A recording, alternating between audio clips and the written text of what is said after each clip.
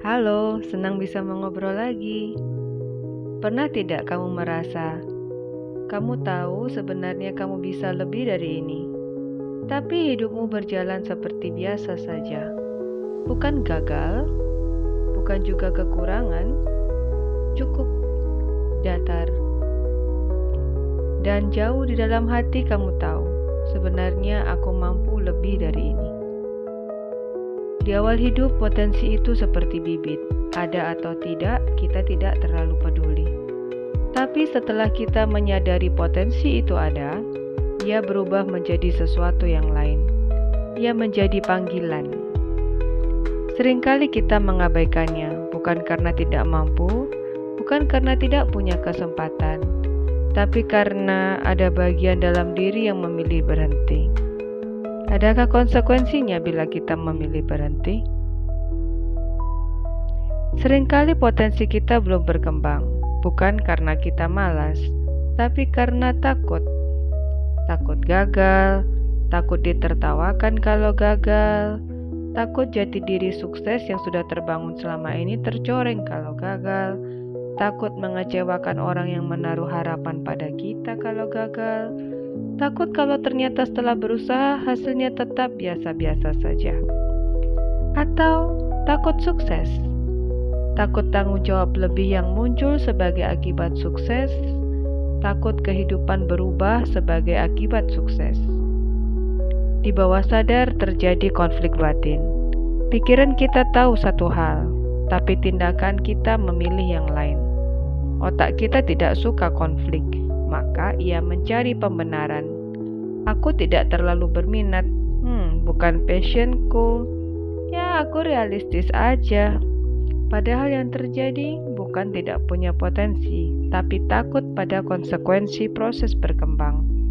Karena berkembang berarti kita tidak bisa pura-pura tidak tahu. Kita tidak bisa berlindung di balik alasan.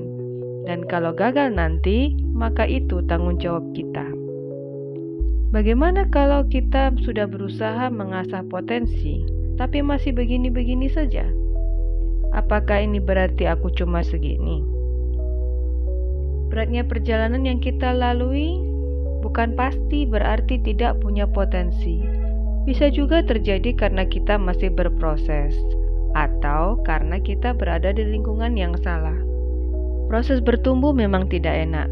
Kadang menguras ego, membuat kita terlihat bodoh dan seringkali tidak diapresiasi. Tapi ada bedanya. Proses terasa melelahkan tapi memberi arti. Salah lingkungan juga melelahkan tapi membuatmu mati rasa. Kalau setiap hari kamu pulang dengan perasaan capek, tapi hatimu puas dan hidupmu jadi bermakna, mungkin kamu sedang bertumbuh. Tapi kalau yang tersisa hanya kosong dan sinis, mungkin kamu sedang berada di tempat yang salah. Ini yang disebut sebagai organismic valuing process. Kemampuan manusia untuk merasakan apa yang selaras dengan nilai terdalam dirinya. Banyak orang sukses yang melalui masa penuh luka, penolakan, dan keraguan. Tapi mereka terus memegang kuat satu hal. Ini aku. Bukan karena semuanya mudah, tapi karena ada nilai yang ia perjuangkan. Ini memang berat, tapi inilah diriku.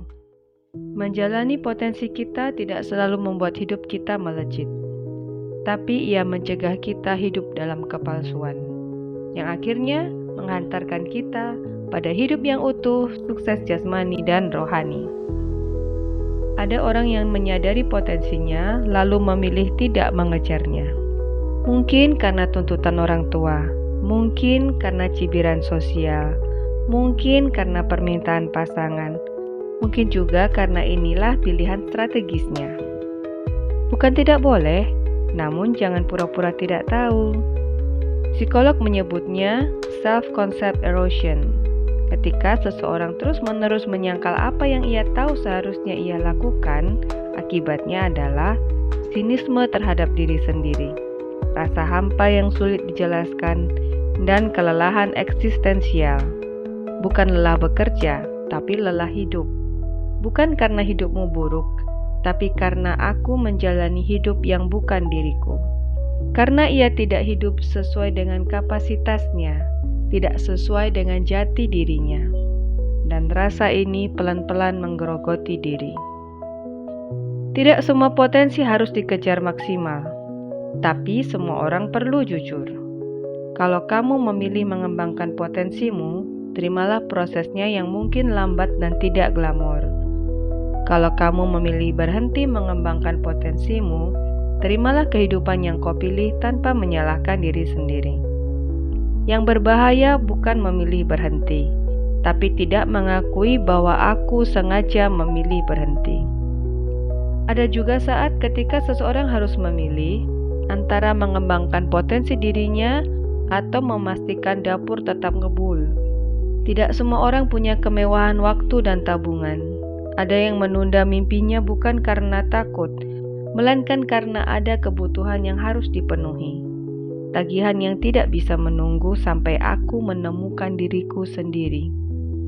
Dalam keadaan seperti ini, mengabaikan potensi adalah strategi bertahan hidup. Mungkin menunggu sampai anak dewasa, mungkin menunggu sampai usia pensiun, tidak ada salahnya. Yang perlu dijaga adalah hati nurani tetap menyala. Potensi bisa ditunda, bisa dialihkan, tapi jangan disangkal, karena hidup akan terasa jauh lebih berat jika kita kehilangan arah dan membungkam hati nurani.